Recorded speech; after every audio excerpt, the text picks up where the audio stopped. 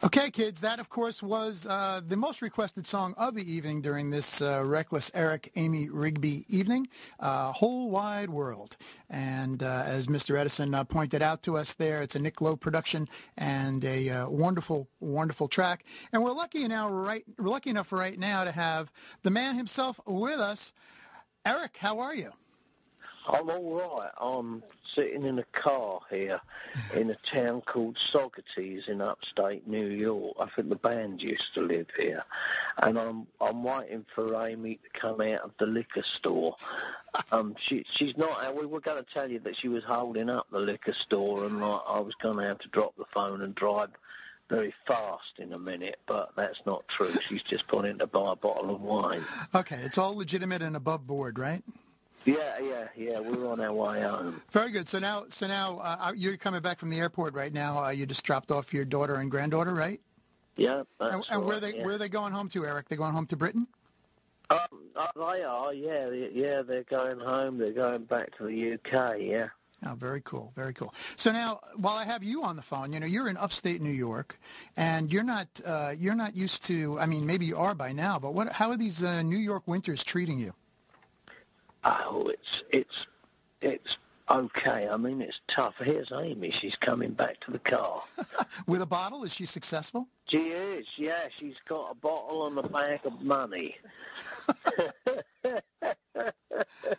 No, the winters here are like... The thing is, in England, the winter is really tough because... It's not as cold generally. It doesn't get anything like as cold, but you don't see much sunshine. Not so much. You see a lot more sunshine here, unless you live right up by the lake. Right. And how is it living up there between the winters and the summers? Do you wind up being home a lot, or are you on the road a lot? Yeah. I mean, both, a long stretch of being at home, a long stretch of being on the road, I suppose. I mean, we're going away in March. We'll be gone all of March. We'll be in England. And that'll be quite good because we'll leave and it'll be cold, and when we come back, it'll be a lot warmer than England when we get back in April.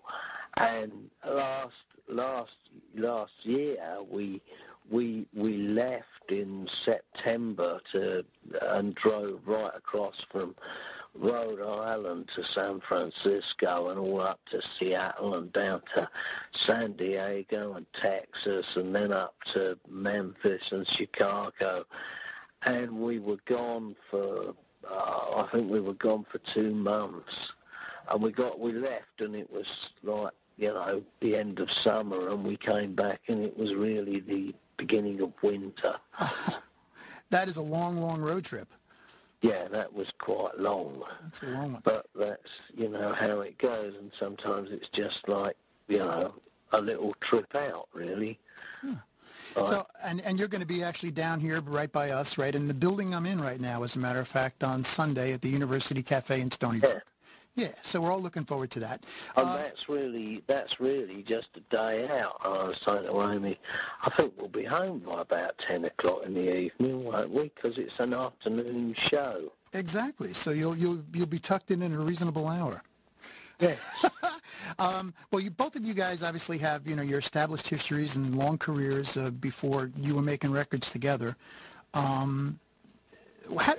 Just so people out there, know a little about it. How did you two first meet? Well, we met in a pub in Hull, which was quite strange, really, because I know you just played Whole Wide World, and that's how I met Amy. Someone said, well, she plays Whole Wide World, and will you come along to this gig she's doing and DJ, and you'll meet her, and maybe you'll play it together. And I was like, oh, okay, and I came along, and yeah, she was really great, and so, and I fancied her and everything, so I was, standing on one leg and flapping my arms about and sort of squawking or something. No, that's what English is, a mating ritual that English men go through. I mean, we want to be James Bond, but we just turn into Pratts. Most men do, you know. And that is true. That's not specifically English. That's No, it's the general thing, isn't it? You know, but in your own mind, you are James Bond, but you've just kind of turned into the twit of the year. Did you guys wind up? Did you sing that night with Amy? Yeah, we did. But it was bizarre because it was actually, I was an art student in Hull in the early 70s. I was at the art college there, and that was when I first had these bands, and I first started writing songs anyway, and that was the place that I first performed Whole Wide World. Oh, wow. So it kind of brought it all back when you guys met. Well, it was just bizarre, really, because that was where it all started, in a way, in this place, and like there I was back there, and you know, and I met Amy, and you know, and then we were married later, and you know, I sometimes think I could have just stayed put. I just write the song. Well, I had to do all the touring and going around the world and all the rest of it. But I came back to where that song started from, so it's quite romantic, really, isn't it? Oh, absolutely, yeah. Did you have the feeling right then and there that night that the magic was in the air, as they say, or did it take a little time? I thought she was smashing, but I thought she was out of my league, you know. Because, I mean, like, you know, she was just very, you know, classy, really, and everything, you know, and I sort of, like, you know, so, like, I discounted the idea, I suppose, but I did rather think she was great, and then she'll tell you. Then she says, if I found out how trashy she really is. Can you put the phone on speakerphone so I could ask you both questions? I could if I knew where the switch was. I'll put you on to Amy and she'll do that. Hold on. Okay. He wants to speak to you. Can you put it on? Hi, Amy. It's Finn. How are you? Hi there. Yeah, I think I found the speaker. I think you did. You sound good. Okay, good. Okay. Well, yeah, we got the whole thing. You were just holding up a liquor store, and you're racing away from the scene now, right? That's right. Eric's driving, and... Very good. I'm glad you got away with some cash, and that's a good thing. Okay, both of you guys, Eric was just telling me about how you guys met singing, or at least somewhat singing, Whole Wide World together, and how that particular evening. What was your feeling that night? Did you think there was magic in the air that particular night? Well, I guess I was predisposed to liking Eric because I loved that song and really any song he'd ever written that I heard. And I thought, you know, he was just a great artist. And then I met him, and he seemed like a real bohemian. Someone told me he lived on a boat. He'd just moved back from France. I was in a domestic upheaval at the time. Like such a character. So, yeah, I mean, and I asked him to come up and sing with me, and he seemed a little like, not like he didn't want to do it, but just kind of like a little shy about doing the song. Amy quivered. I felt pretty shy too, and then after that, I always kept hoping I'd see him again, but he was kind of famously hard to get in touch with, or I'd hear he was going to come see me play at a gig in London or in somewhere in England, and then he wouldn't show up. I had a girlfriend who tried to keep us apart. She said, I always had a feeling about that Amy Rigby, but now they're very good friends. But yeah. So eventually we met again at a Yola Tango Hanukkah show.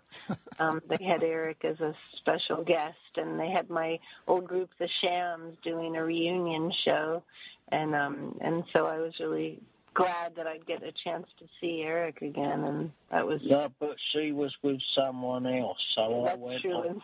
And so was he. So, well, I went off with someone else because you were with someone else, I think. And it all kind of took a while, really. Well, that's sweet romantic story, though. That's very nice. Very nice.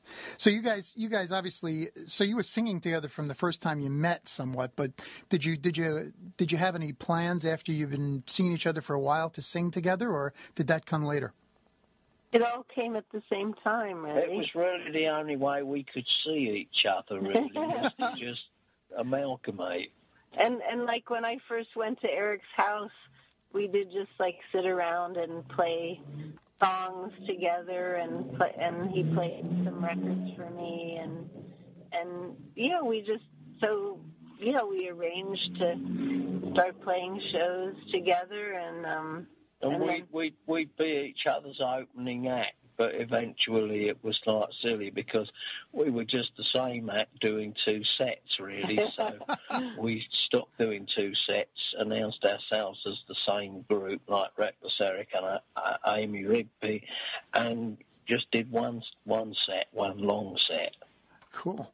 All right. Well, the songs, all the songs, especially on your three solo records, they have like really, your three combination records have like really distinct voices in each song, not just the singing, but like the lyrics, the songs that you guys have written. Do you write together, or does one of you write the tune and the other tweak it, or what happens? We write and tweak. We always write and tweak. We don't really like sit down and write together as sometimes people do when they collaborate on songwriting. But we work on music together. Okay. Just kind of like playing stuff together. And then, and then we'll kind of write individually, but we put it all together. We have our own studio, and I kind of engineer I prefer making records, but like Amy is a proper songwriter, aren't you? You're the well, I guess I always thought Eric wrote such great lyrics and melodies that were so him.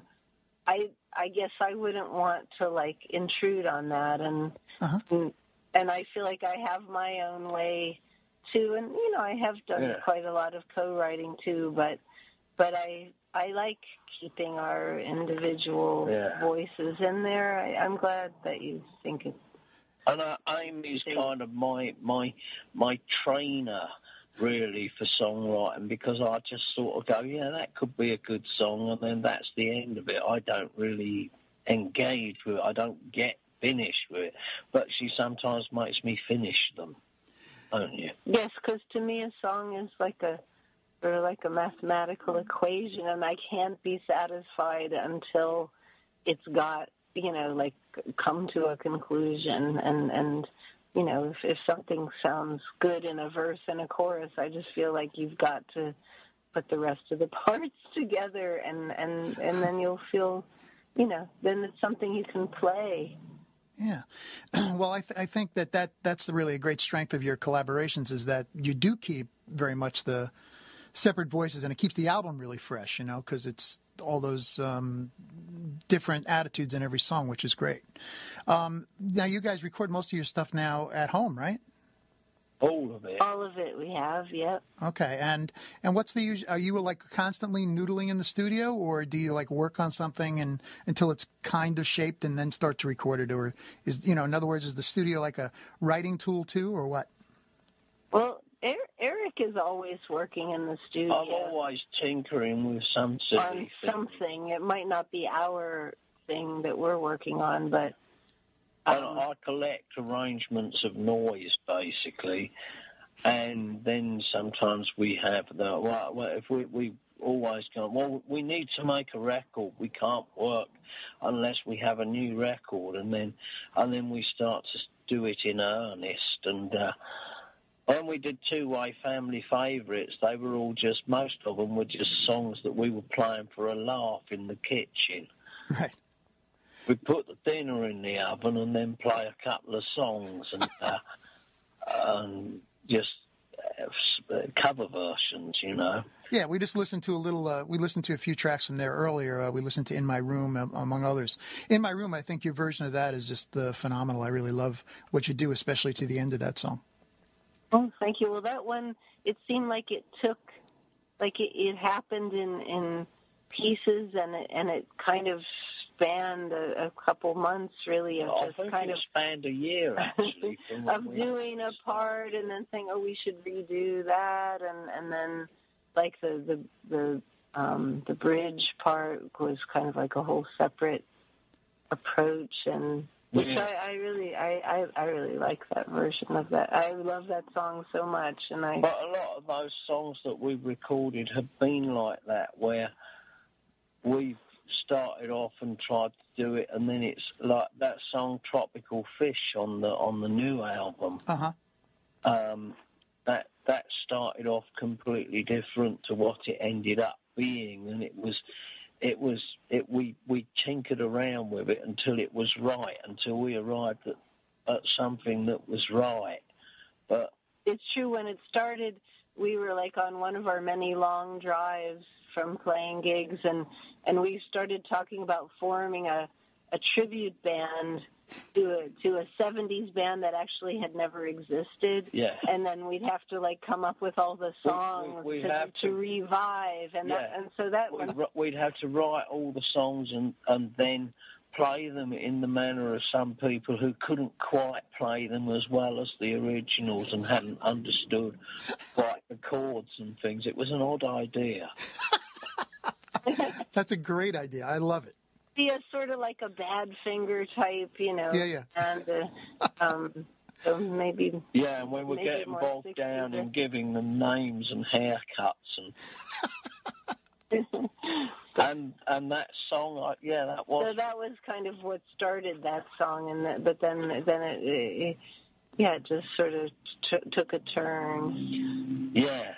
Because we couldn't get it together to cover that tribute band going. I remember I found that I could play most of the thing with just this one little bass riff that went all the way through it with a couple of variations, and then we had one bit of it, and then we needed a list, and then we didn't know what it was about, but we weren't bothered, and it was all on scraps of paper and stuck together, really, and occasionally we'd add another drum part to it, and it existed like that for ages.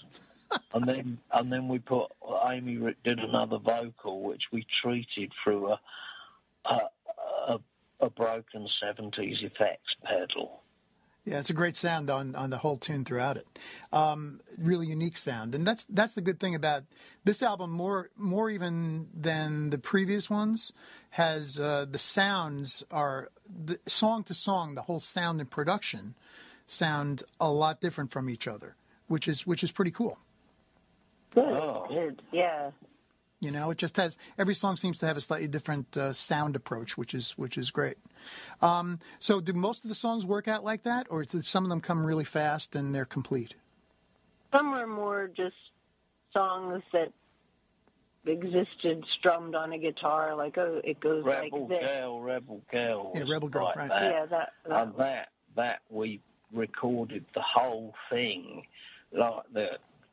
There's two 12 strings, an acoustic guitar, an electric rhythm guitar, bass, and a tambourine and a vocal. And we'd recorded the whole lot.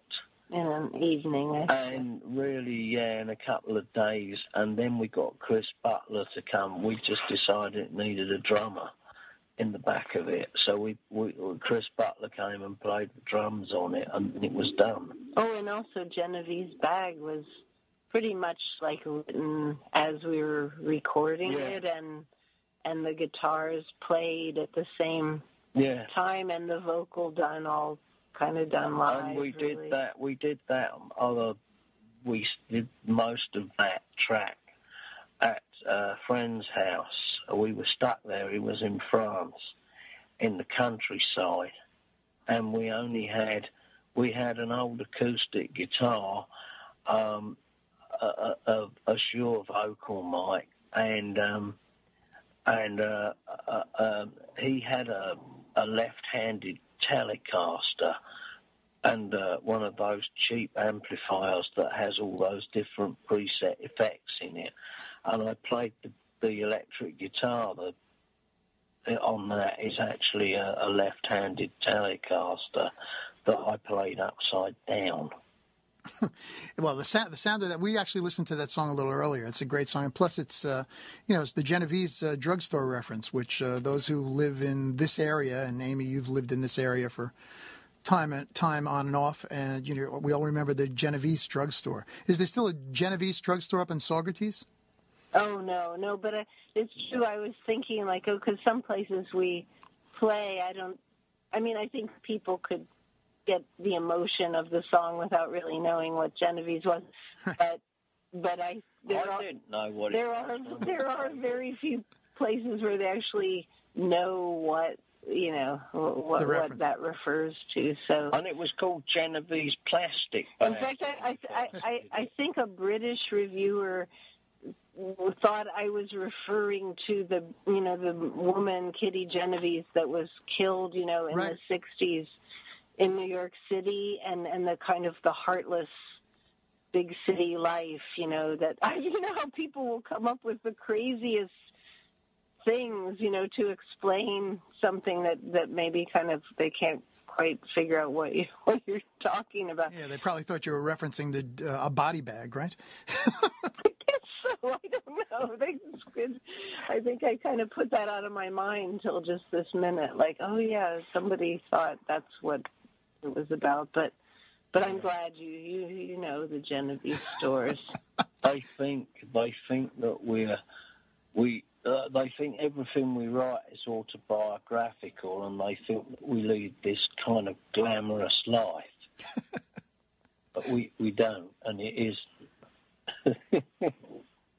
Well, you're bringing some wine back from the wine store. That sounds glamorous, so that's good. More out of desperation.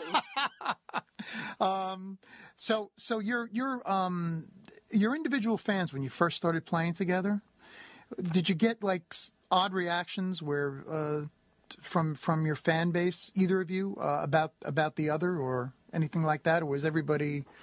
We had men that would go, "Come, me play something," and then at some other gigs, I'd hear people going, "I don't know who she is. It's some bird that he's going out with or something, but I don't know." And then they come out after and say, "Where did you find her? She's really good." It's true. Sometimes it would be like being at a wedding, and his fans would all be on his side of the stage, and they wouldn't want to mix or something, and you'd be being viewed with suspicion by half the audience. And we were very worried, we didn't want to take out. And I'd say, "Can you do another? Do that song." And you go, "No, do one of yours. They don't want to hear me." And we were always like that, sort of bit worried that they didn't want, it was difficult. It still is a bit sometimes. But less so. And so certain geographical, like some places there is actually an overlap where people, they like us both, they knew us both and had both of our records, and that's always kind of. But there was one night where I had a very sort of tubby man in very tight shorts and a tight T-shirt and a tiny baseball cap, and luckily a banana bag, because I think there was one escaped testicle sitting in front of me, and he kept going, "Let Amy sing another one. Why want Amy to sing more?" And he was getting, and I ended up saying, "Next time you come and see us, put some pants on, but please just go away." I didn't say go away, did I? He looked very upset. That's like I went to a New York doll show a couple of years ago, reunion doll show right nearby here. And, there was a guy who he was trying to jump up on the stage to grab David or somebody, and the guy needed a boost. So Sylvain actually helped him up, because he was an older guy with the shorts that were too tight and that kind of thing. Oh, no. know. So Sylvain's helping him up because they're trying to help him get up there so he can stage dive. It was pretty funny. Get him up as quickly as possible. Yes. So critical reaction to this thing has been great, especially the new record. And, we've been playing it here a lot. And, unfortunately, we're just about out of time. But we are absolutely looking forward to the show this Sunday. And, it should be absolutely great. Now, it's just you two guys, right, coming in doing it? That's it. It's us. And that's wonderful. That's great because that's, I think that's exactly how the records are sounding. It's fantastic. And we're very much looking forward to it. Wreckless Eric, Amy Rigby, go home, enjoy your wine after hosting your families for a little time. And thank you so much for joining us on Finn's Revolution. And we shall be in touch with you. And we'll see you on Sunday. Yeah, see you then. Yeah. Take care, guys. Bye. Bye.